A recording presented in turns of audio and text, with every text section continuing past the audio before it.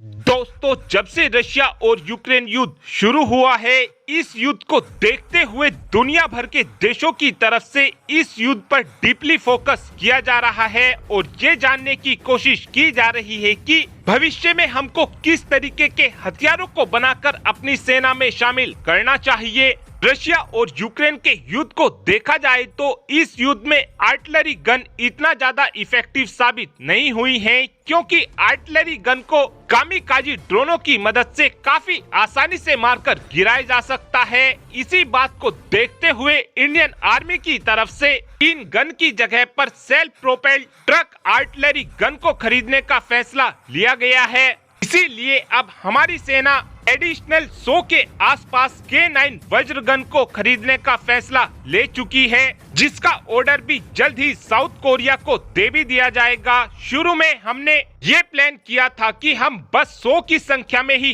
K9 वज्र gun को खरीदेंगे, लेकिन अब हमारी सेना की तरफ से प्लानिंग ये की जा रही है कि हम 300 के आसपास K9 वज्र गन को खरीदने वाले हैं और इन 300 K9 वज्र गन में से 200 K9 वज्र गन का इस्तेमाल हम LAC पर करने वाले हैं, जिसके लिए इन K9 वज्र गन को स्पेशली मॉडिफाई किया जाएगा और मॉडिफिकेशन के बाद में इन गन को काफी आसानी से हम लद्दाख जैसे एरिया में तैनात कर सकेंगे। लेकिन अब इन 300 गन को लेकर DRDO की एंट्री भी हो चुकी है और DRDO की तरफ से कहा गया है कि यदि हमारी सेना 300 की संख्या में आर्टिलरी गन को लेना चाहती है तो हम K9 वज्र से भी ज्यादा एडवांस गन को स्वदेशी तौर पर बनाकर तैयार कर सकते हैं। और इस समय DRDO की तरफ से ये प्लानिंग की गई है कि जो हमारी A-टैग्स है उसी को बेस करते हुए हम एक ट्रक आर्टिलरी गन को बनाकर तैयार करेंगे।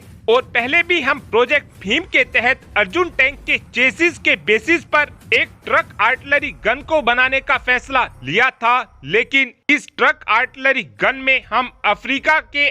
NL द्वारा बनाई गई गन का इस्तेमाल करने वाले थे, लेकिन हमारी इस कंपनी के साथ कुछ खटपट हो गई, जिस कारण हमारा ये प्रोग्राम ऐसे ही बीच में रोक दिया गया। लेकिन इस समय हमारे पास A-टैग्स और धनुष जैसी आर्टिलरी गन मौजूद हैं, जिसको हम काफी आसानी से 5 से 6 महीने के अंदर अंदर ही ट्रक पर माउंट कर सकते हैं, जिससे हमारी साउथ कोरिया के ऊपर से K9 वज्र तोप को लेकर पूरी तरीके से निर्भरता खत्म हो जाएगी। इस समय देखा जाए तो K9 वज्र गन को L&T द्वारा भारत के अंदर ही बनाया जाता है, लेकिन अगर हमको कोई भी डील करनी होती है तो उस कंडीशन में हमको साउथ कोरिया के दरवाजे खटखटाने ही पड़ते हैं। और अब आप ही कमेंट कर बता सकते हैं कि क्या हमको साउथ कोरिया से और अधिक K9 वज्र गन को खरीदना चाहिए, या फिर आपका ये मानना है कि हमको DRDO द्वारा बनाई गई ही सेल्फ प्रोपेल आर्टिलरी गन का इस्तेमाल करना चाहिए। इस बात का आंसर आप कमेंट बॉक्स में दे सकते हैं। Thanks for watching this video. Have a good day.